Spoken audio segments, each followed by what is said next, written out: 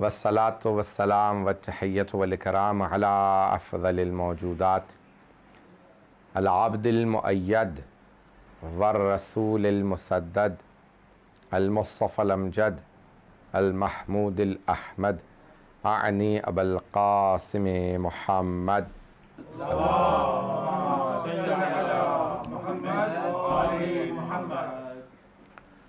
وعلى روحه ونفسه وسحره ووسيه سيد الأتقياء والأصفياء مولى الموالي إمام المتقين علي بن أبي طالب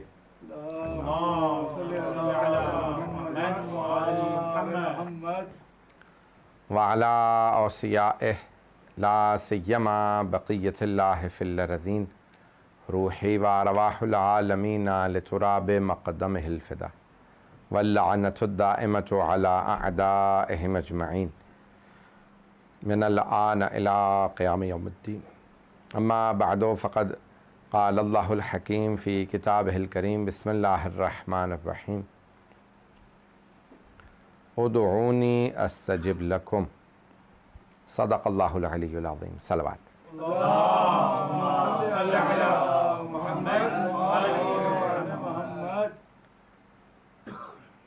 یہ عشرہ مجالس محرم الحرام کا پہلا عشرہ اور 1442 ہجری کی یہ مجالس ہیں جو ہمارے ان ایسٹ لندن کے امام بارگاہوں نے برپا کی، جس میں Imamia Mission East London, Sakina Trust اور مسلم کونسل آف ایسکس نے مل کے اس عشرہ مجالس کو برپا کیا۔ پینڈیمک کے حالات ہیں، وبا کا دور ہے اور زیادہ تر شاید مومنین آن لائن ہی سن پائیں گے اس سال مجالس، اور ہم ان مجالس کو برپا کر رہے ہیں تاکہ ہم اپنی عقیدت و مودت کا، محبت کا اظہار کر سکیں جناب سید الشہداء کے ساتھ، اور یہ عزاداری جاری رہی ہے، جاری رہے گی اور نہ کبھی رکی ہے نہ کبھی رکے گی۔ جب دربار یزید میں نہ رک سکی تو آج اس عزاداری کو کون روک سکتا ہے؟ جس نے اس پہ پابندی لگائی تھی وہ نہ روک سکا تو یہ عزاداری رکنے والی نہیں ہے، یہ عزاداری ہمیشہ بڑھے گی۔ اور جب صدام جیسے افراد اس عزاداری کو نہ روک سکے، بغداد کے ایوانوں میں نہ رک سکی، یزید کے دربار میں نہ رک سکی، تو آج کیسے رک سکتی ہے؟ چاہے وبا ہو، چاہے کچھ ہو، حالات خراب ہوں گے، لیکن ان حالات جو خراب بھی ہیں تب بھی گھر گھر میں مجلس برپا ہو رہی ہے، اور ہر گھر میں آج مجلس موجود ہے۔ بلکہ میں سمجھتا ہوں کہ جناب زینب کبریٰ کی دعا پوری ہو گئی کہ گھر گھر میں میرے بھائی کی مجلس ہوگی، اور آج گھر گھر میں بھائی امام جناب زینب کبریٰ کے بھائی کی مجلس موجود ہے۔ اور عزاداری کی مخالفت کرنے والوں کو ہم بتاتے چلیں کہ جو بھی عزاداری کی مخالفت کرتے ہیں یاد رکھیں کہ عزاداری کی مخالفت کرنے والا ہواؤں میں پھٹ کے بکھر جاتا ہے، یہ عزاداری رکتی نہیں ہے۔ آج دنیا گواہ ہے کہ جتنے بھی لوگوں نے عزاداری کی مخالفت کی وہ ختم ہو گئے، عزاداری باقی ہے، کیونکہ یہ عزاداری جناب سید الشہداء سے اللہ سبحانہ و تعالیٰ کا وعدہ ہے کہ حسین آپ کا نام بلند رہے گا جو بھی اللہ کی خاطر قربانی دیتا ہے۔ تو میں نے جو موضوع لیا عشرے کا، آپ نے آج سے اندازہ لگا لیا ہوگا کہ میں اس عشرے کو دعا کے موضوع پہ پیش کرنا چاہتا ہوں، اور دعا ایک ایسا موضوع ہے کہ جس میں بہت وسعت ہے۔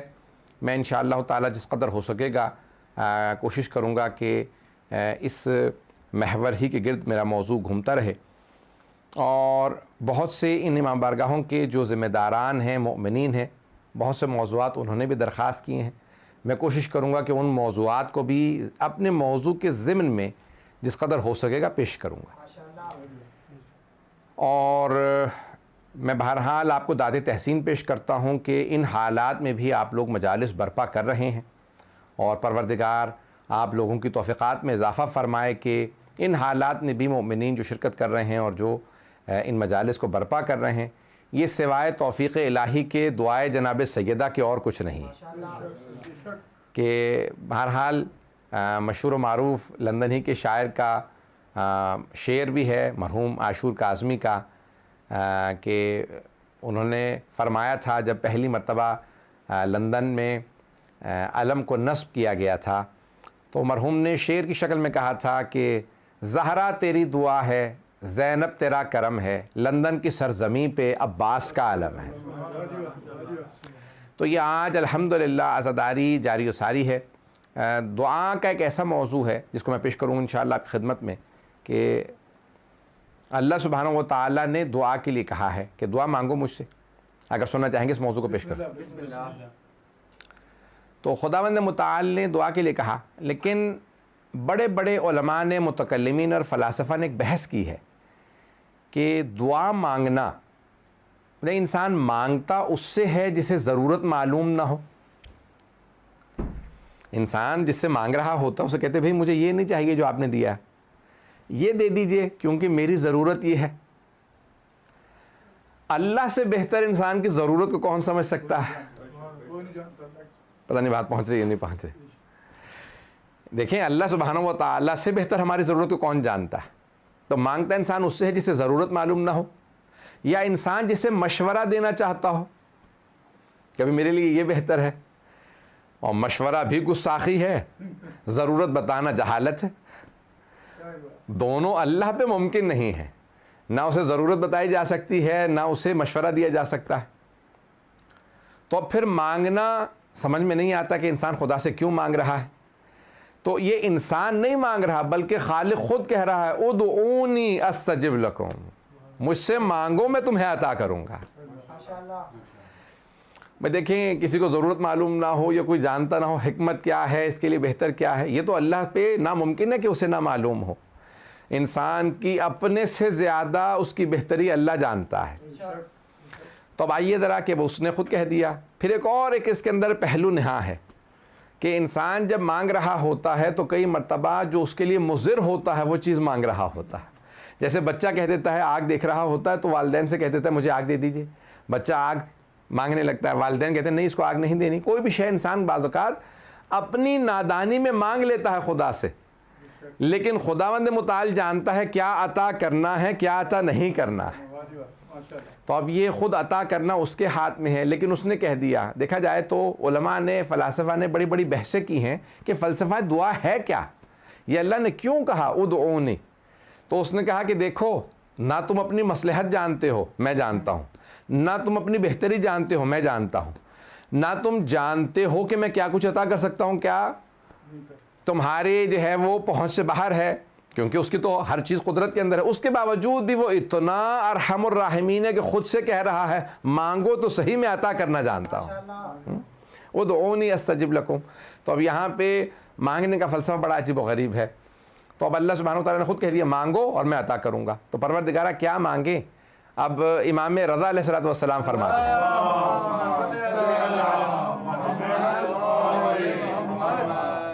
الدعاء مخ العبادہ، مخ کہا جاتا ہے مغز کو، دماغ کو۔ تو امام فرماتے ہیں الدعاء مخ العبادہ، عبادتوں کے مغز کا نام دعا ہے۔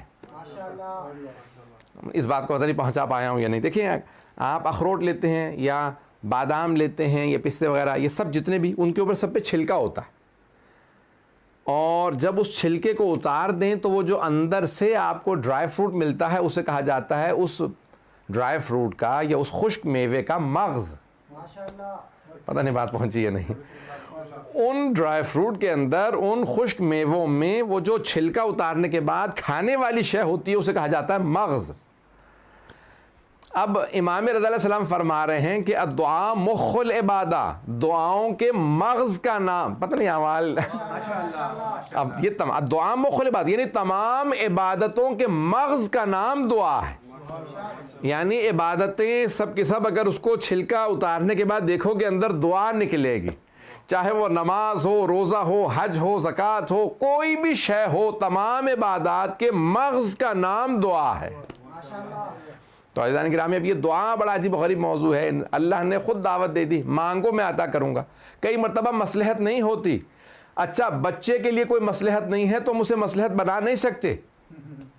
مثال کے طور پہ آگ بچے کے لیے مصلحت نہیں ہے, میں بچے کو جب آگ دوں تو مصلحت بنا کے نہیں دے سکتا, وہ اس کے لیے پھر بھی نقصان دہ رہے گی, مضر رہے گی. لیکن جب ہم اللہ سے مانگتے ہیں اگر وہ عطا کرے تو وہ مصلحت بنا کے عطا کرتا ہے.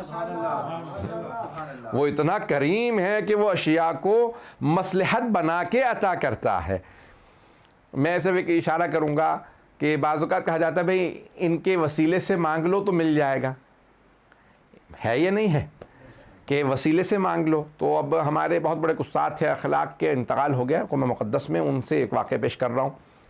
تو فرماتے ہیں کہ ایک نوجوان اکثر جو ہے وہ امام رضا علیہ السلام کے حرم پہ جاتا, اللہم صلی علی وعجل فرجہ, امام کے حرم پہ جاتا اور اکثر جو ہے دعا مانگتا, مولا میں فلاں خاندان میں شادی کرنا چاہتا ہوں, اس لڑکی سے میری شادی ہو جائے. جوانوں کی جو ہر ایک کی آپ کو پتہ نا, بوڑھا آدمی کچھ دعا مانگتا ہے, وہ اولاد کے لیے, بچہ جو ہے وہ کیریئر کے لیے, جوان جو ہے وہ شادی کے جیسے ہوتی ہے, ہر ایک انسان کی ضروریات مختلف. تب جوان ہمیشہ کہتا پروردگارا میری دعا ہو, یہ قبول ہو جائے, میری جگہ شادی ہو جائے. امام کے حرم میں جانے لگا, ہر روز مشہد چلا جاتا, ٹکٹ لیتا, بہت زیادہ, مولا میری یہاں شادی ہو جائے. بہرحال ایک دن ایک باہر نکلا تو دیکھا بزرگ عالم دین آ رہے ہیں. کہا میں نے امام رضا کے حرم میں اتنی دعائیں مانگی ہیں, میری وہاں شادی ہی نہیں ہو رہی. تو کہیں وہ بزرگ عالم دین تھے, انہوں نے کہا تم نے دیکھا ہے مولا کے وہاں قدموں میں آگے ایک چھوٹی سی قبر ہے, باہر نکلنے کے بعد دوسرے صحن میں, دوسرے ایک ہال میں. کہا ہاں شیخ بہائی کی. کہہ لیں گے ہاں شیخ بہائی کی. کہا وہاں جا کے مانگو تو شاید وہاں سے مل جائے. شیخ بہائی بہت, ہمارے شیخ بہاؤالدین عاملی بہت بڑے لبنان کے عالم دین تھے, ایران آ گئے تھے اور حرم سارا انہوں نے ڈیزائن کیا تھا. اب میں تھوڑی سی تفصیل دے دوں ان کی اگر سننا چاہیں. شیخ بہائی ایک عام عالم نہیں ہے, تمام علوم میں ماہر تھے. کشکول بہائی مشہور, ان کی کتاب الکشکول بہت مشہور ہے, بڑے بڑے علماء, اور اس میں بے انتہا مطالب ہے. بہت سی کتابیں ان کی, اور ان کی اعمال کی کتاب مفتاح الفلاح کے نام سے مشہور ہے. بہت کتابیں ان کی, اور بہت قابل عالم, علم جفر وغیرہ کے ماہر تھے. حرم امام رضا انہوں نے ڈیزائن کیا. بادشاہ نے اس زمانے میں کہا کہ بھی یہ حرم ڈیزائن کر دیں, آپ نقشہ اچھا بنا لیتے ہیں. آرکیٹیکٹ بھی تھے, فقیہ بھی تھے, اصولی بھی تھے, مفسر بھی تھے, محدث بھی تھے, ادیب بھی تھے, تمام علوم میں ماہر تھے. شیخ بہاؤالدین عاملی بہت بڑا نام ہے, بہت بڑا نام ہے. اب یہ حوضے والے سمجھ سکتے ہیں. تو ان کے لیے ملتا ہے کہ بھئی وہ گئے, کہیں گے میں جا رہا ہوں, یہ حرم ڈیزائن کر رہے تھے. کہا بھئی یہ صدر دروازہ یہ ہے, یہ مین گیٹ ہوگا, یہاں پہ یہ تعویذ لکھا جائے گا, یہ آیات لکھی جائیں گی, اور جب میں آؤں گا تو مکمل کرنا. بہت بیمار ہو گئے, بہت کچھ ہوا, بہت تفصیل, بہت لمبا واقعہ, کیونکہ شرح میں مختصر رکھنا چاہتا ہوں مجالس سے, کیونکہ آن لائن سننا آسان نہیں ہوتا. بہت اعمال کر رہے تھے, اچانک ایک دن خواب میں دیکھا, کہا کہ بھئی یہ جو تم دروازے پہ لکھ رہے ہو میں اس سے راضی نہیں ہوں. امام رضا علیہ السلام نے کہا میں راضی نہیں ہوں اس بات سے. اگلے دن آئے, کہا بھئی یہ سب نکال دو, سب کچھ, بس یہ آیت لکھنا. کہا کیا معاملہ تھا, پہلے آپ نے کہا لکھو, اب کہہ رہے نہ لکھو. کہا میں نے, غور سے سنیے گا اس بات کو, میری سب کو, مجھے سارے مجمع کی توجہ چاہیے. مرحوم فرماتے ہیں شیخ بہائی, کہا میں ایک ایسا تعویذ میں, علم جفر کے بہت بڑے علوم میں غریبہ کے ماہر تھے, تعویذ وغیرہ سب کچھ کر لیتے تھے. تو کہا میں ایک ایسا تعویذ لکھ رہا تھا کہ جو بھی حرم کے دروازے پہ آئے, اگر گنہگار ہو تو اندر نہ آ سکے, چلا جائے. کوئی گنہگار اندر ہی نہ آ سکے, ایسا تعویذ لگا رہا تھا کہ اس کا دل مچلنے لگتا, چلا جاتا. میں نے ایسا تعویذ لکھا تھا, لیکن امام نے مجھے خواب میں آ کے بتایا کہ میں راضی نہیں ہوں, اگر گنہگار میرے در پہ نہیں آئیں گے تو کہاں جائیں گے. پتہ نہیں بات پہنچ رہی ہے نہیں پہنچ رہی. کہ اگر گنہگار میرے در پہ نہیں آئیں گے تو اور کہاں جا کے مانگیں گے. کہ خبردار کوئی ایسا کام نہ کرنا کہ یہاں سے گنہگار ویسے باہر سے واپس چلا جائے, میرے حرم میں آنے دو, جو جیسا ہے ہو, جب میرے پاس آ گیا تو میرا ہے, جب وہ گنہگار بھی ہو تو آ جائے. پتہ نہیں بات پہنچ رہی ہے نہیں پہنچ رہی ہے. عزیزان گرامی, اب یہاں پہ شیخ بہائی کا میں جو پیش کر رہا ہوں کہ بہت بزرگ عالم دین, بہت, تو اب وہاں پہ کسی عالم دین نے کہہ دیا اس نوجوان سے, ذہن میں واقع ہے نا جو میں پیش کر رہا تھا, کہ ہم توسل سے مانگتے ہیں, وسیلے سے مانگتے ہیں. تو کہاں شیخ بہائی کا واسطہ دے دو. تو کہیں گیا, کہا کہ بھئی مجھے بڑے بڑے علماء نے آپ کا بہت مقام بتایا ہے کہ آپ بہت پہنچے ہوئے تھے, میری فلاں جگہ شادی نہیں ہو رہی ہے, میرا بس رشتہ ہو جائے کسی بھی طرح سے. وہاں کبھی آپ سفارش کر دیں اللہ سبحانہ و تعالیٰ سے, کہیں میری واقعہ رشتہ ہو گیا, بہت خوش کہ میرا رشتہ ہو گیا. اچانک ایک دن آیا, لڑائی شروع ہوئی, یہ ہوا وہ ہوا, اور ختم ہو گیا رشتہ. اور کچھ ایسے مسائل ہوئے کہ وہ اخلاقاً میں پیش نہیں کرنا چاہتا, کہ وہ طلاق ہو گئی. آیا بہت غصے کے اندر شیخ بھائی کی قبر پہ, کہا اگر دینا نہیں آتا تو انہی سے سیکھ لو جن کے پاس بیٹھے ہو. پتہ نہیں بات پہنچی یا نہیں پہنچی. کہا میں اتنے مہینوں سے امام رضا علیہ السلام کے آ رہا تھا ذریعہ مقدس پہ, میری دعا قبول نہیں ہو رہی تھی, مجھے سمجھ میں نہیں آ رہا تھا کیوں دعا قبول نہیں ہو رہی. پتہ نہیں لوگ ہیں یا نہیں. عزیزان گرامی, عطا کرنے والی ہستی کو معلوم ہے کیا عطا کرنا ہے کیا عطا نہیں کرنا. تو اللہ بعض اوقات ہم لوگ بہت زیادہ اللہ کوئی ایسا وظیفہ بتا دیں, کوئی ایسی دعا بتا دیں, کوئی ایسی آیت بتا دیں, کوئی تسبیح بتا دیں کہ جیسے بھی ہو دعا قبول ہو جائے. بھئی جب آپ بہت زیادہ دعا مانگ رہے ہیں, ہم اعمال بتا دیتے ہیں لیکن مصلحت کو اللہ ہی بہتر جانتا ہے. اس لیے انسان جو ہے وہ بس کوشش کرتا رہے اور وہ دعائیں جو قبول نہیں ہوتی ان سے بھی پریشان نہ ہو. اللہ سبحانہ و تعالیٰ ان دعاؤں کا بھی ایک خاص نتیجہ رکھتا ہے, ایک خاص ثواب رکھتا ہے جو انسان نہیں سمجھ سکتا. آج دو پہلو اور پیش کروں گا اس سے پہلے کہ میں آج کی مجلس کو تمام کروں, اگر سننا چاہیں تو دو پہلو اور پیش کرنا چاہتا ہوں آج کی اس مجلس کے حوالے سے. تو ایک ہے کہ انسان جو ہے بعض اوقات سمجھ نہیں پاتا میری دعا قبول کیوں نہیں ہو رہی, اور یہ انسان اور امام ظاہراً امام زین العابدین علیہ الصلوۃ والسلام وعجل فرجہم کی حدیث سے آپ فرماتے ہیں کہ اگر انسان اپنی وہ دعائیں دیکھے جو قبول نہیں ہو رہی, ان کا ثواب دیکھ لے روز قیامت, کہ مرنے کے بعد پوچھے رہے یہ تو سارے میں نے اعمال کیے ہی نہیں تھے, فرشتوں سے کہے گا بھی غلط تو نہیں تم نے دے دیا نامہ اعمال, یہ میرا نہیں ہے, میری تو نیکیاں اتنی تھی نہیں, یہ اتنا ثواب کا, یہ ان دعاؤں کا ثواب ہے جو قبول نہیں ہوئی تھی. وہ دعائیں جو قبول نہیں ہوئی ان کا اتنا ثواب ہے. تو امام فرماتے ہیں کہ روز قیامت بہت سے لوگ اپنی دعاؤں کے ثواب کو, دعائیں جو قبول نہیں ہوئی ان کے ثواب کو دیکھنے کے بعد ایک مرتبہ کہیں گے پروردگارہ تو کوئی دعا قبول نہ کرتا, کوئی دعا قبول نہ کرتا, وہ ہمارے لیے بہتر ہوتا تاکہ ہمیں اتنا اجر و ثواب مل جاتا. پروردگارہ تو نے وہ جو دعائیں قبول نہیں ہوتی ان میں اتنا اجر و ثواب رکھا ہے, کہ اتنا اجر و ثواب ہے وہ جو دعائیں قبول نہیں ہوتی. ہم پریشان ہو جاتے ہیں دعا قبول نہیں ہو رہی, کئی مرتبہ اس کی مختلف مصلحتیں ہوتی ہیں. میں آج جو پیش کر رہا تھا ایک پہلو یہ مکمل کر دوں آج تاکہ پھر مجھے آئندہ آسان ہو جائے گا. تو کئی وجوہات ہوتی ہیں کہ دعا قبول نہیں ہو رہی ہوتی. چند میں آج پیش کروں گا, چند میں پھر انشاءاللہ آنے والے دنوں میں آنے والی مجالس میں پیش کروں گا. ایک وجہ وہ کہتے ہیں کہ اگر انسان, ایک حدیث نبوی ہے اور یہ مکارم الاخلاق مرحوم طبرسی کی 700 سال پرانی کتاب ہے, رسول اسلام کی سیرت کے اوپر ہے مکارم الاخلاق. تو اس میں فرماتے ہیں کہ حبیب خدا کی حدیث ہے کہ آپ فرماتے ہیں کہ اگر انسان ایک لقمہ حرام کا کھا لے, ایک لقمہ, پورا کھانا نہیں, صرف ایک لقمہ حرام کا کھا لے تو 40 دن تک دعا قبول نہیں ہوتی. 40 دن تک دعا قبول نہیں ہوتی. اسی لیے اتنی زیادہ تاکید کی گئی ہے کہ جب کھانے لگو تو پاکیزگی کا خیال کر کے, کہ اگر خدا نہ کرے ایک بھی نجس چیز چلی جائے کھانے میں تو انسان کی. اب یہاں علماء نے جو بحث کی ہے وہ یہ ہے کہ حدیث تو نبوی یعنی رسول اسلام صلی اللہ علیہ وسلم کی حدیث ہے کہ 40 دن دعا قبول نہیں ہوتی. بحث علماء نے یہ کی ہے کہ کس صورت میں دعا قبول نہیں ہوتی. اس صورت میں جب مجھے معلوم نہیں تھا, یا اس صورت میں کہ جب معلوم تھا, بھئی جب معلوم تھا, مجھے معلوم ہے حرام ہے میں نے کھا لیا اب دعا قبول نہیں ہوگی, یا نہیں اس صورت میں بھی قبول نہیں ہوتی جب نہیں معلوم تھا. علماء کہتے ہیں جب معلوم ہو تو گناہ بھی ہے اور اثر بھی ہے. اگر پتا تھا کہ حرام ہے تو گناہ بھی ہے اور اثر بھی ہے, لیکن اگر معلوم نہیں تھا تو گناہ نہیں ہے اثر ہے. پتہ نہیں بات پہنچی یا نہیں پہنچی. پھر بھی اثر ہے, اور اثر یہ ہے حرام کا کہ انسان کی دعا مستجاب نہیں ہوتی, کیونکہ انسان جب نجس چیز کھا لے یا حرام چیز کھا لے تو وہ فرشتے جو دعا کو اللہ کے پاس لے کے جاتے ہیں وہ اتنے پاک ہیں کہ جب تک انسان کے وہ 40 دن میں شے زائل نہ ہو جائے تب تک دعا لینے آتے ہی نہیں ہیں. پتہ نہیں بات پہنچی یا نہیں پہنچی. وہ جو دعا لینے کے لیے فرشتے آتے ہیں, مجھے نہیں معلوم میں آپ لوگوں کو بور تو نہیں کر رہا ہوں. عزیزان گرامی یہ تمام کی تمام چیزیں. تو پہلی مصلحت کہ انسان اگر حرام کھا لے, اس لیے ہمارے علماء کہتے ہیں کہ جہاں سے انسان گوشت خریدے, جہاں سے انسان اشیاء خریدے, گھر میں پکا, اس لیے باہر زیادہ ہمارے ہاں تاکید کی گئی کہ زیادہ باہر کھانے مت کھاؤ. ہوٹلوں ریسٹورنٹس پہ ادھر ادھر بہت سے لوگوں کو ہوٹلنگ کا بہت زیادہ شوق ہوتا ہے, ان کو برا لگے گا بہت معذرت کے ساتھ. نہیں کھائیں, یہ نہیں کہہ رہا حرام ہے, کھانا جائز ہے, بالکل جائز ہے. لیکن کیوں تاکید کی گئی ہے؟ کہتے ہیں کئی مرتبہ پکانے والا نجس پاک کا خیال نہیں کرتا. جب آپ کی والدہ گھر میں پکائیں گی یا اہلیہ گھر میں پکائیں گی یا کوئی بہن گھر میں پکائیں گی یا کوئی بیٹی گھر میں پکائیں گی تو کیونکہ مومنہ ہے ہاتھ پاک کرنے کا، کھانے کے پاک رکھنے کا ضرور خیال رکھیں گی. اس لیے غذا کا پاک ہونا پہلا باب ہے دعا کی استجابت کا.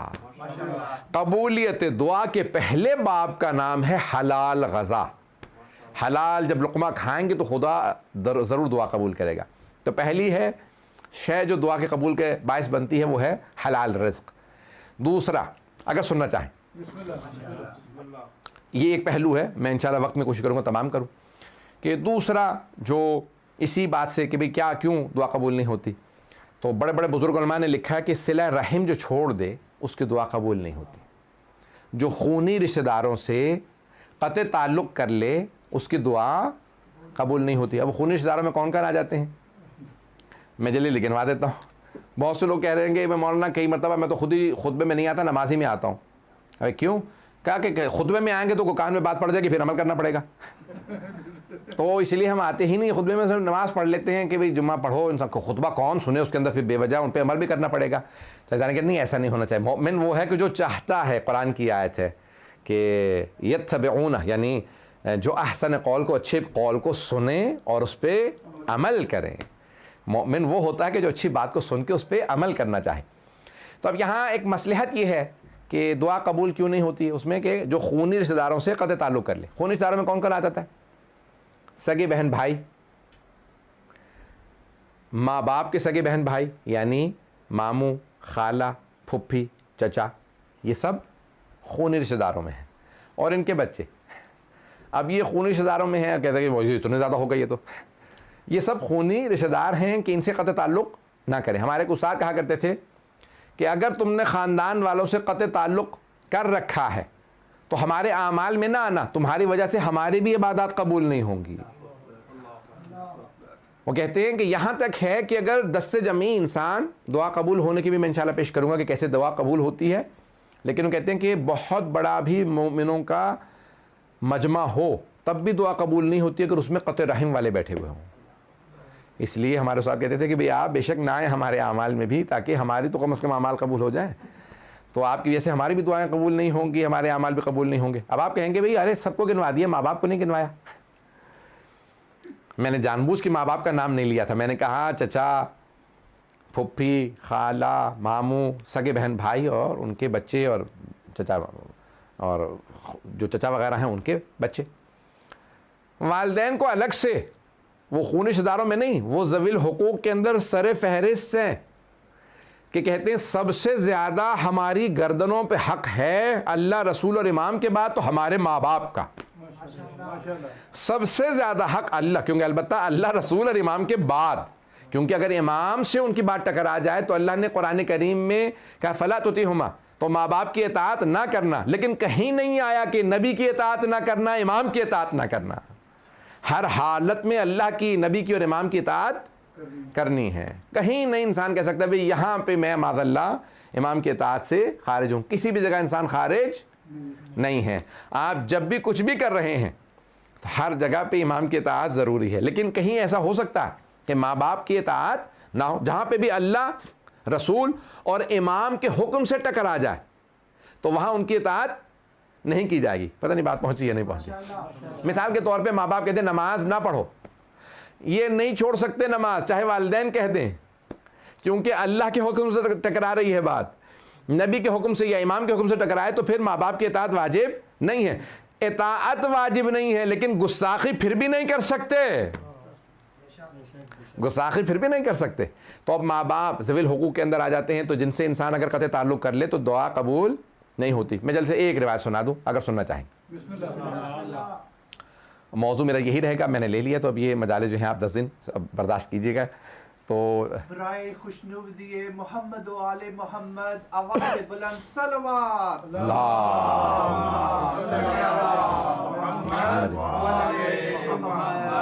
وعجل فرجہم. ایک روایت پیش کرنا چاہتا ہوں کہ میں نے ماں باپ کے متعلق کہا. شیخ عباس قمی نے اس کو منازل الاخرہ ان کی کتاب ہے، وہاں درج فرمایا فرماتے ہیں کہ صحابہ آئے کہا یا رسول اللہ آپ کے ایک جوان صحابی, جوان کچھ نے کہا جو انڈر 30 ہوں اسے جوان کہا جاتا ہے, کچھ نے کہا نہیں انڈر 40 کو بھی جوان ہی کہتے ہیں. بہرحال کیونکہ جوان 40 کے بعد پھر انسان پختہ ہو جاتا ہے, تو بہرحال میں اس سے بحث نہیں کر رہا, کوئی یہ بحث نہ کرے میں ابھی جوان ہوں, آپ نے کیسے کہہ دی 40 سے پہلے, یہ کیا, یہ 40 کے بعد والا جوان نہیں, جوان سبھی ہیں انشاءاللہ, جب تک کہ اللہ نے تو اصحاب کہف کو بھی کہا فتیا انہم فتیا, وہ جوان تھے, جبکہ بوڑھے تھے, سب نے لکھا بوڑھے تھے. اگر انسان کے اندر ایمان ہے تو بوڑھا بھی جوان ہے. حضرت حبیب ابن مظاہر 80-90 برس کے ہیں لیکن پھر بھی جوان ہیں, اور اگر کوئی جوان ہو اور بے ایمان ہو پھر بھی بوڑھا ہے, تو اس لیے ایمان شرط ہے. تو اب بہرحال کہا جوان صحابی لیکن بظاہر جوان تھے, یعنی 30 کے آس پاس. کہا یا رسول اللہ وہ انتقال کر رہے ہیں یا ان کی روح نہیں نکل رہی, روایت بڑی سخت ہے. کہ وہ جان کنی کی حالت میں ہے, یعنی سکرات موت, کا عربی میں کہتے ہیں سکرات موت, لیکن روح نہیں نکل رہی. تو حبیب خدا تشریف لائے, خود اس کی بالین پہ گھر آئے, کبھی چلو میرے ساتھ چلو چلتے ہیں. گھر گئے, اجازت لی گھر میں اندر آ سکتے, ہاں یا رسول اللہ آپ تشریف لائیے. دیکھا تو اس جوان کے ساتھ ایک بوڑھی خاتون کھڑی, پیغمبر بیٹھے اور اس جوان سے کہنے لگے کہو لا الہ الا اللہ. جوان نے کوشش کی, لا الہ الا اللہ کہا نہیں گیا. کون؟ حبیب خدا خود اس کے بستر مرگ پہ آئے, اور وہاں پہ آنے کے بعد کہا کہو لا الہ الا اللہ. دوبارہ پیغمبر نے دہرایا, کہو لا الہ الا اللہ, کہا نہیں جا رہا. تیسری بار آپ نے فرمایا کہ کہو لا الہ الا اللہ. تو کوشش کر رہا تھا لیکن پورا بدن اس کا جیسے بہت کمزور, نحیف, اس سے بولا نہیں جا رہا. تو پیغمبر نے فوراً سوال کیا, کہا کیا اس کی ماں زندہ ہے؟ یہ سب کو سبق دے رہے ہیں. کہا کیا اس کی ماں زندہ ہے؟ اس خاتون نے, بوڑھی خاتون نے کہا ہاں میں اس کی ماں ہوں. کہا کیا آپ ناراض ہیں اس سے؟ کہا ہاں میں ناراض ہوں. کہا 5 سال ہو گئے میری اس کی بول چال بند ہے, نہ یہ مجھے سلام کرتا ہے نہ میں اس سے ملنے آتی ہوں. ابھی مجھے پتا چلا مر رہا ہے تو میں آ گئی. 5 سال سے ماں بیٹے کی بول چال بند تھی. تو جناب رسالت مآب صلی اللہ علیہ وسلم نے فرمایا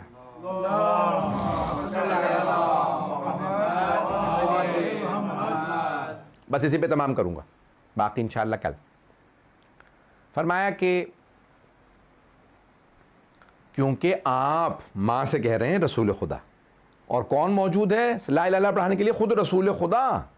کہ کیونکہ آپ راضی نہیں ہیں, اس کی روح نکلنے میں تکلیف ہو رہی ہے, اس کی روح نہیں نکل رہی, آپ اسے معاف کر دیں. تو ماں نے کہا کہ مجھ سے کیونکہ رسول خدا نے فرمایا ہے میں نے اسے معاف کیا. جیسے ہی کہا نا میں نے معاف کیا, تو اب فوراً رسول خدا نے اس جوان کا رخ کیا, کہا اب کہو لا الہ الا اللہ. تو اس جوان نے ادا کیا لا الہ الا اللہ, اس نے فوراً کہا لا الہ الا اللہ. جیسے کہا نا تو پیغمبر اسلام نے کہا کیا دیکھ رہے ہو؟ کہا یا رسول اللہ دور دیکھ رہا ہوں کہ ایک سیاہ مخلوق ہے جو مجھے دیکھ رہی. تو آپ نے فرمایا کہ دعا پڑھو, میں تمہیں دعا پڑھاتا ہوں. اللہ اکبر, دیکھیں نا رحمت للعالمین ہے. کہا تم دعا پڑھو میں تمہیں دعا پڑھاتا ہوں. کہا یا رسول اللہ کیا دعا پڑھوں؟ کہا کہو یا من یقبل الیسیر ویعفو عن الکثیر. اللہ اکبر, اے برخوردار بیٹا کہو یا من یعفو عن الکثیر یا من یقبل الیسیر, او اللہ تو چھوٹے چھوٹے اعمال قبول کر لیتا اور بڑے بڑے گناہوں کو معاف کر دیتا. اغفر لی ذنب الذی, پروردگارا میرے بڑے بڑے گناہوں کو معاف کر دے. اس جوان نے دعا پڑھی. اب پیغمبر اسلام صلی اللہ علیہ وسلم نے پھر دوبارہ پوچھا, کہا کیا دیکھ رہے ہو؟ کہا یا رسول اللہ اب دیکھ رہا ہوں وہ جو سیاہ مخلوق ہے وہ دور چلی گئی, ایک نورانی مخلوق قریب آ گئی. پیغمبر نے کہا اس دعا کو دوبارہ دہراؤ. اس نے دوبارہ وہی یا من یقبل الیسیر, اس پوری دعا کو دوبارہ پڑھا. جیسے دعا پڑھی پیغمبر نے کہا اب بتاؤ کیا دیکھ رہے ہو؟ کہا یا رسول اللہ وہ سیاہ مخلوق چلی گئی نورانی مخلوق ہے. کہا وہ سیاہ مخلوق شیطان تھا اور یہ جو سفید مخلوق تمہارے پاس آیا ہے یہ فرشتہ ہے. وہ جو میں نے تمہیں اعمال بتائے وہ شیطان دور تھا کیونکہ میں قریب آ گیا تھا لیکن وہ پھر بھی جان نہیں رہا تھا, اس نے تمہیں جکڑ رکھا تھا. لیکن ماں راضی ہوئی, پیغمبر نے دعا پڑھائی. پتہ نہیں بات پہنچ رہی ہے نہیں پہنچ رہی. اتنا اثر ہوتا ہے ماں باپ کو راضی کرنے کا. اگر ماں باپ راضی ہو. اب حبیب خدا کی حدیث ہے, فرماتے ہیں 3 لوگوں کی آخری حالت میں جان بڑی مصیبتوں سے نکلتی ہے. پہلا وہ جسے ماں باپ معاف نہ کریں, جس کے ماں باپ راضی ہوں اس کی روح آرام سے نکل جاتی ہے, جس کے ماں باپ معاف نہ کریں اس کی روح نہیں نکلتی. نمبر 2 وہ حاکم, وہ بادشاہ یا وہ حاکم جو رعایا پہ ظلم کرے. اللہ کہتا ہے, فرشتے آتے ہیں نا, کہتے ہیں کہ تو رعایا پہ ظلم کرتا رہا, آج ہماری باری ہے, ان سارے کے سارے اللہ کے مظلوم بندوں کا ہم بدلہ لیں گے. تو روح کا تیسرا وہ جو یتیموں کا حق کھا لے, جو یتیموں کا حق غصب کر لیتا ہے اس کی بھی روح آسانی سے نہیں نکلتی. تو اب یہ سخت ترین مراحل تھے جو میں نے پیش کرتی ہوں. تو عزیزان گرامی, انسان کی روح کے آسانی سے نکلنے کے لیے پہلا قدم یہ ہے کہ اپنے ماں باپ کو راضی کرو. دعا کی قبولیت کے لیے پہلا قدم یہ ہے کہ انسان ماں باپ کو راضی کرے. اگر ماں باپ راضی ہوں تو دعائیں قبول ہی قبول ہیں. یہاں تک کہ ایک حدیث ہے, میں نے اس کو انشاءاللہ کل مکمل کروں گا, بس اب میں اتنا زیادہ وقت نہیں لینا چاہ رہا تھا کیونکہ بہرحال ایام عزا ہیں, مصائب کے دن ہیں, تو میں نہیں چاہتا کہ مصائب کے اندر میں کوئی کمی واقع ہو میری طرف سے. تو انشاءاللہ موضوع کو میں مکمل کروں گا, یہ بلکہ جاری رکھوں گا اشرا پورا اس موضوع پہ کہ یہ دعا ہمارے لیے کتنی ضروری ہے, کتنی اہم ہے. عزیزان گرامی, جس قدر ہو سکے اپنے دلوں کو دعاؤں سے, اہل بیت کی دعاؤں سے منور کریں, اہل بیت کے نام سے منور کریں. اور یہاں تک روایت کے الفاظ ہیں, آپ پڑھتے ہیں نا دعائے کمیل پڑھتے ہیں, اس میں آپ جملہ پڑھتے ہیں کہ پروردگارا میری وہ دعائیں جو حجاب میں ہیں ان کو حجاب سے نکال دے. تو چوتھے امام سے پوچھا مولا یہ دعا حجاب میں کیوں رہتی ہے؟ حجاب میں تو خاتون ہوتی ہے. کہا نہیں, دعا بھی تب تک حجاب میں رہتی ہے جب تک آل محمد پہ صلوات نہ پڑھی جائے. جب صلوات پڑھ دی جاتی ہے تو دعا حجاب سے نکل آتی ہے, آسمان پہ چلی جاتی ہے. اللہم صلی علی محمد وآل محمد وعجل فرجہم. میں انشاءاللہ تعالی جاری رکھوں گا کل. تو عزیزان گرامی, ہم ان ایام میں ہیں کہ آج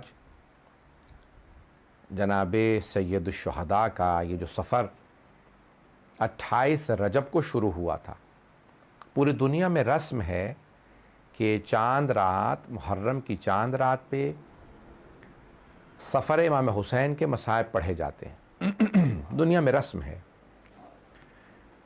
آپ جانتے ہیں نا سفر آسان نہیں. آج سائنس کتنی ترقی کر گئی ہے, کتنی ٹیکنالوجی ہے, ہوائی جہاز ہیں, ٹرینیں ہیں, گاڑیاں ہیں, پھر بھی انسان جب سفر میں جانے لگتا ہے تو اسے سٹریس ہوتی ہے کہ ارے میرا سفر ہے. اور اس زمانے میں جب اونٹوں پہ سفر تھا, اور اگر کوئی ایسے سفر میں جا رہا ہو کہ جانتا ہو مجھے واپس نہیں آنا, مجھے اس سفر سے واپس نہیں آنا, تو سوچئے کیا بیت رہی ہوگی. میں پورا جو واقعہ ہے وہ نہیں پڑھوں گا, آپ کے ذہنوں میں ہے کہ 22 رجب کو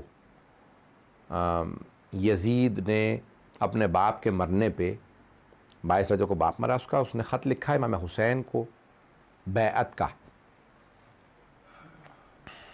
بس خط آیا مولا حسین علیہ السلام کے پاس, اور آپ نے خط مولا کو ڈائریکٹ نہیں آیا, اس نے اپنے گورنر کو بھیجا. ولید اور مروان آپ کے ذہنوں میں ہوں گے. تو ان دونوں ملعونوں نے مولا کو بلایا دربار میں, گورنر ہاؤس میں بلایا مدینے میں. جب بلایا تو مولا حسین کے پاس اس وقت جناب زینب کبریٰ موجود تھی گھر میں. بی بی جناب زینب ہر روز مولا حسین سے ملنے آیا کرتی تھیں, ہر روز. تو جیسے ہی وہ در پہ آیا کہ آپ کو حاکم نے بلایا ہے, والی مدینہ نے بلایا ہے, تو مولا جناب زینب کے ساتھ تشریف فرما تھے. تو کہا کہ بھئی ٹھیک ہے چلتا ہوں, مجھے حاکم نے بلایا. تو جناب زینب تڑپنے لگیں, کہ نہیں بھائیا ان سے مت ملیے, یہ ہم سے کبھی مخلص نہیں رہے، یہ آپ کو کہیں بلا کے دھوکہ نہ دیں، یہ آپ کو کہیں زہر نہ دے دیں۔ مولا حسن، ہمارے بھائی حسن کو بھی زہر دے دیا تھا،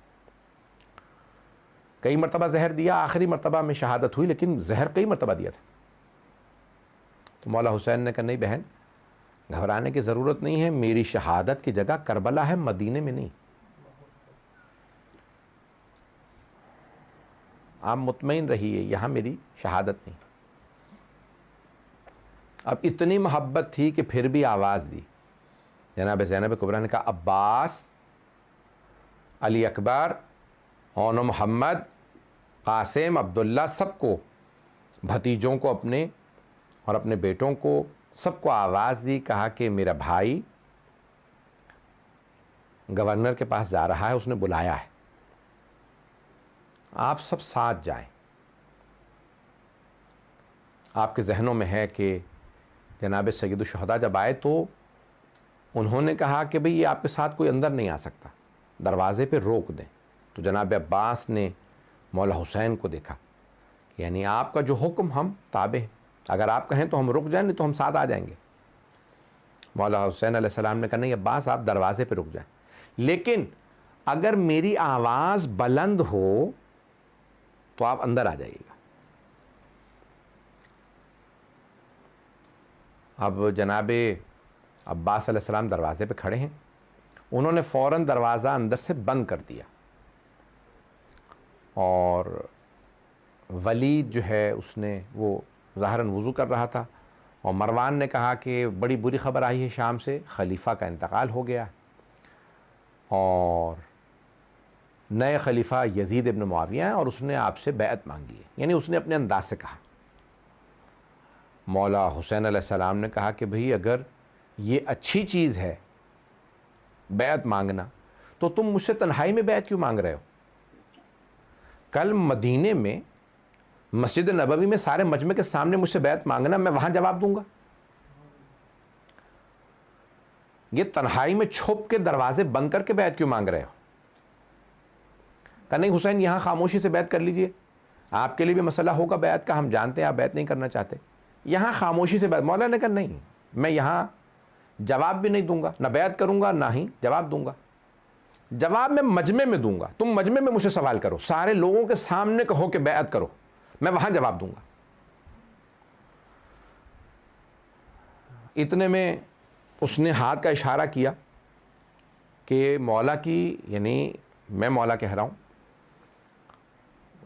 مروان و ولید میں آپس میں اشارہ کنائے میں بات ہوئی، اور اسی طرح سے آج تک وضو میں باقی ہے ان کے، انہوں نے کہا ایسے اشارہ کیا کہ گردن اتار دو، حسین ابھی تنہا ہیں، اکیلے ہیں، ہمارے سارے فوجی یہاں موجود ہیں، حسین کی یہیں گردن اتار دو، یہ بیعت نہیں کریں گے، ان کے نہ باپ نے بیعت کی نہ بھائی نے، یہ مانیں گے نہیں، یہ گردن اتار دو۔ بس یہ جملہ کہنا تھا کہ علی کا خون تھے جناب سید الشہداء، بلند آواز سے کہا یا ابن الزرقاء انت تقتلنی ام ہوا، اس کو ماں کے نام سے بلایا، کہا کہ نیلی آنکھوں والی کے بیٹے، کیا تم میرا قتل کرے گا یا یہ میرا قتل کرے گا؟ بس اونچی آواز سے بات کی کہ تم مجھے دھمکا رہے ہو، یہ میرے نانا کا شہر ہے۔ بس جیسے اونچی آواز سے بات کرنا تھی، جناب عباس کو آواز محسوس ہوئی کہ جناب سید الشہداء اونچی آواز سے بات کر رہے ہیں، تو آپ نے دروازہ کھولنا چاہا، دیکھا دروازہ اندر سے بند ہے۔ گورنر ہاؤس کے آپ جانتے ہیں دروازے بڑے بڑے، اس زمانے میں بڑے بڑے دروازے تھے، دروازہ بند تھا۔ جناب عباس نے تلوار کو کھینچا اور اپنے کاندھے سے پوری زور سے، طاقت سے آپ نے دروازے کو دھکیلا، دوسری دفعہ جو آپ نے دروازے کو اپنا کاندھا مارا، دروازہ گر گیا۔ جناب عباس نے باقاعدہ لات ماری، دروازہ گراتے ہوئے فوراً تیزی سے اندر آئے، تلواریں کھینچی، اور جناب سید الشہداء سے کہا مولا حکم کیا ہے آپ کا، ان میں سے کسی گردن اتارنی ہے؟ تو جناب سید الشہداء نے کاندھے پہ ہاتھ رکھا، کہا کہ بھیا عباس میرے بھائی، یہ نانا کا شہر مدینہ ہے، ہم یہاں خون نہیں بہانا چاہتے، تلواریں واپس رکھ لیجئے۔ روایت کے الفاظ ہیں 18 جوانان بنی ہاشم مولا کے ساتھ تھے، دربار میں بس آواز بلند ہوئی جناب سید الشہداء کی، سب نے تلواریں کھینچ لی، کہا کہ مولا ہم آپ کے حکم سے ان سب کے سر قلم کر دیں گے۔ تو جناب سید الشہداء نے کہا نہیں عباس، تلواریں نیام میں رکھ لو، نانا کا شہر مدینہ ہے، لیکن میں ایک جملہ کہوں گا، مولا آج رجب کے مہینے میں 60 ہجری میں آپ نے مدینے میں صرف آواز بلند کی تھی، 18 جوانان بنی ہاشم نے تلواریں کھینچ لیں اور کہا کہ مولا آپ بتائیے کس کے سر کو قلم کرنا ہے، لیکن عصر عاشور ہے، 61 ہجری ہے، میدان کربلا ہے، حسین تنہا کھڑے ہیں اور چیخ چیخ کے کہہ رہے ہیں یا عباس یا علی اکبر یا قاسم یا حبیب، بار بار بلند آواز سے کہتے ہیں اے میرے جوانوں، میں نے تم سب کو گھوڑوں پہ سوار کرایا تھا، آج مجھے کوئی گھوڑے پہ سوار کرانے والا نہیں ہے۔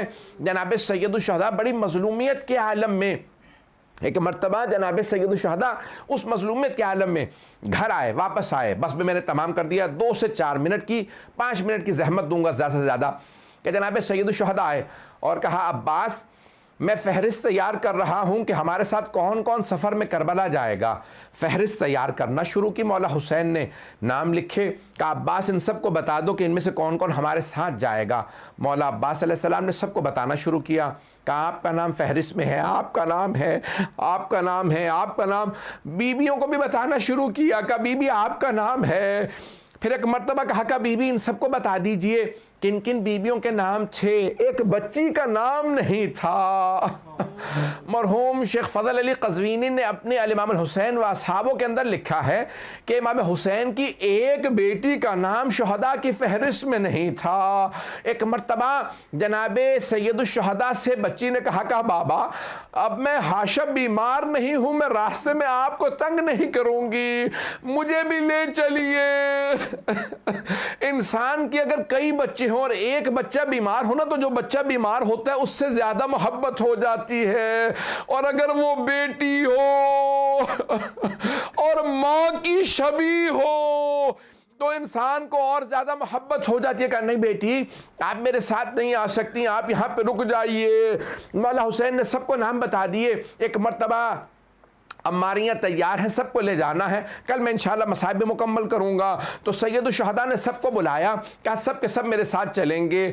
تو ایک مرتبہ بی بی نے ایک جملہ کہا، جناب فاطمہ صغریٰ نے، بعض لوگوں نے اعتراض کیا ہے کہ نہیں تھی، لیکن جب سے میں نے مرحوم فضل علی قزوینی کی پوری تحقیق پڑھی ہے میں وہاں سے پیش کر رہا ہوں، تو ایک جملہ عجیب و غریب مرحوم نے لکھا ہے، وہ کہتے ہیں کہ ایک مرتبہ جناب فاطمہ صغریٰ نے کہا بابا جان آپ مجھے لے جا نہیں رہے، کوئی بات نہیں، میں آپ سے شکوہ نہیں کروں گی، لیکن 2 باتوں کی تمنا ہے، جب آپ اپنے علی اکبر کی شادی کیجئے گا تو مجھے بلا لیجئے گا، اور اگر ہو سکے تو علی اصغر کو میرے پاس چھوڑ جائیے، میرا دل بہل جایا کرے گا، میں اپنے بھائی کو کھلایا کروں گی، میں اپنے بھائی کے ساتھ بہت زیادہ محبت کرتی ہوں۔ اب سب علماء نے یہ جملہ آپ نے ممبروں سے ہزاروں مرتبہ سنا ہوگا، لیکن آخری مرتبہ مجھ سے بھی سن لیجئے اس محرم کے لیے، پروردگار آپ کو لمبی زندگی دے، آپ مجالس کرتے رہیں، کہ ایک مرتبہ جناب رباب آگے بڑھی کا علی اصغر آ جاؤ، جناب علی اصغر نہیں آئے،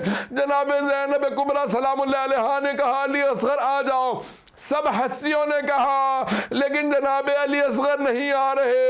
اب اچانک جناب سید الشہداء آگے بڑھے، جناب علی اصغر کے کان میں کچھ کہا، فوراً جناب علی اصغر آ گئے۔ اب مجھے نہیں معلوم کیا کہا، لیکن میرا دل کہتا ہے مولا نے کہا ہوگا علی اصغر اگر آپ مدینے میں رہ گئے تو حرملہ کا تیر کون کھائے گا؟ الا لعنت اللہ علی القوم الظالمین وسیعلم الذین ظلموا ای منقلب ینقلبون۔ پروردگارا کرونا وائرس کا خاتمہ فرما، صاحب الزمان کے ظہور میں تعجیل فرما، بے اولادوں کو اولاد عنایت فرما، اولاد والوں کی اولاد کو نیک و صالح بنا، پریشان حالوں کی پریشانیاں دور فرما۔ اس امام بارگاہ میں اور دیگر امام بارگاہوں میں پروردگارا اپنی برکت رحمت نعمت نازل فرماتا رہ۔ پروردگارا ہماری اس عزاداری کو دوبارہ اسی طرح سے جو اس کی گہمہ گہمی تھی، جو اس کے رونق تھی، پروردگارا یہ ہماری عزاداریوں کی رونقوں کو پلٹا دے، ہمارے گناہان کبیرہ صغیرہ معاف فرما، ہم سب کی عاقبت بخیر فرما۔ ربنا تقبل منا انك انت السميع العليم بحق محمد وآلہ الطیبین الطاہرین المعصومین اللهم صل علی محمد وآل محمد